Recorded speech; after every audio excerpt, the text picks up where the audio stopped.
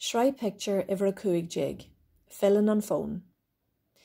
Ihe bhain hui mé héan agus mo chairde hig Filleann pasta blasta.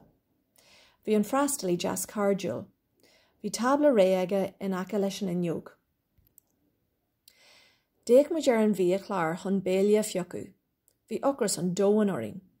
Bhí méid fécin teart agus chonig mé phone póca an urlar faoin inniuog. Fioc mé suas an phone agus hui mé hig an freastalí.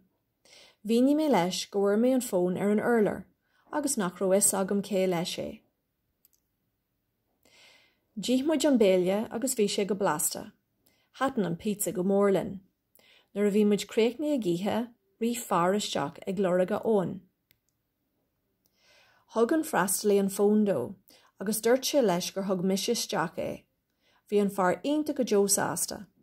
Dúirt sé linn go raibh sé aonta burtha, mar bhí an phone antáhachtach dá obair. Ceannaí an fear millseog dúin mar bhuichas. Díth muid dúirt do róte agus bhí sé galanta. Bhí ahas an dóin oring go raibh muid abalta cuidú leis an jaar.